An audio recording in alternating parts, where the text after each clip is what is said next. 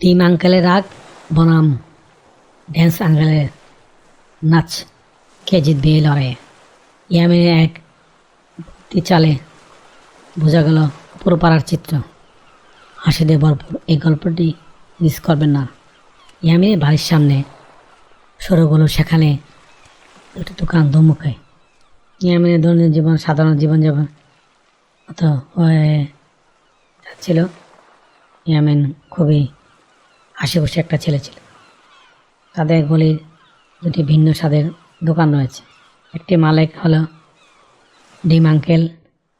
ইয়ামিন তার পুরো নাম জানে না, তিনি কেউ জানেন যে তিনি ডিম বিক্রি করেন। তিনি কিছুটা গম্ভীর, সর্বদা হিসাব নিকাশ নিয়ে খুব ব্যস্ত থাকেন। তিনি ডিম গুছিয়ে রাখেন, গ্রাহকদের সাথে খুব বেশি কথা বলেন না। তার দোকানে ডিম আছে, কেবল ডিম। তার দোকানের নাম ডিম ভান্ডার। অন্যদিকে ড্যান্স আঙ্কেল তার বিপরীতে দোকানে বসে আছেন। তার আসল নাম নাচি। তিনি একটা ছোট্ট স্টেশনারি এবং খেলনার দোকান চালান, কিন্তু তিনি দুঃখী ধর না। তিনি সবসময় গান শুনেন, নাচতে ভালোবাসেন। যখনই দোকানে খুব কম গ্রাহক থাকে তখন তিনি টিভিতে হিন্দি গান বাজান এবং হালকাভাবে কোমর নাচেন। তার দোকানের নাম নাচের আঙ্কেল। এই দুই চাচার মধ্যে একটি অব্যক্ত প্রতিযোগিতা হয়, যার কথা কেউ মুখে বলে না। চাচা ডিম ভাবেন যে ড্যান্স আঙ্কেল যদি সারাদিন নাচেন, আর ড্যান্স আঙ্কেল ভাবেন কেন ডিম আঙ্কেল এত হিসাব নিয়ে এত সিরিয়াস। একদিন ইয়ামিন ডিম কিনতে ডিম আঙ্কেলের দোকানে যান। ঠিক তখনই ড্যান্স আঙ্কেল তার দোকানে একটা নতুন গানের তালে তালে উন্মোচনভাবে নাচতে শুরু করলেন। নাচ দেখে ইয়ামিন হেসে ঘুরে বেড়াল। ডিম আঙ্কেলের মনোযোগ বিক্ষিপ্ত উঠল। তিনি ভুল করে ইয়ামিনকে একটা ভাঙা ডিম দিয়েছিল এবং ডিমটি ইয়ামিন সাইকেল থেকে পড়ে যায় এবং সাথে সাথে তা ফেটে নিচে পড়ে যায়। ডিম আঙ্কেল খুব রেগে গিয়ে ড্যান্স আঙ্কেলের দোকানে গিয়ে অভিযোগ করেন।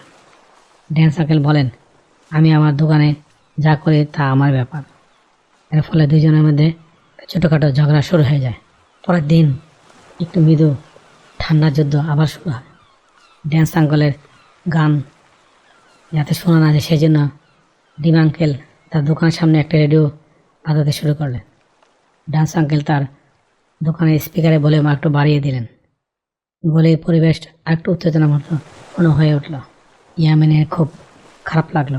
সে দেখলো যে এই ঝগড়ার কারণে দুইটি দোকান থেকে কোনো লাভ হচ্ছে না, বরং গ্রাহকরা বিরক্ত হয়ে অন্য রাস্তায় চলে যাচ্ছে। একদিন ইয়ামিনের স্কুলে একটি প্রতিযোগিতা ঘোষণা করা হলো, বেস্ট নেবারহুড শো। ইয়ামিন ভাবলো যে এই শোটা সে ব্যবহার করে ডিম আঙ্কেল আর ড্যান্স আঙ্কেলকে একত্রে করা যায় কিনা। ইয়ামিন প্রথমে ডিম আঙ্কেলের কাছে যায়। সে তাকে ব্যাখ্যা করেন যে কীভাবে তার ডিমের দোকানটি হাসিমুখী করে আর জনপ্রিয় করা যায়। আর ইয়ামিন বলল, আঙ্কেল তোমার ডিম খুব ভালো, কিন্তু তোমার দোকানের সামনে যদি একটু হাসি আর গান থাকতো তাহলে আর ভালো হতো।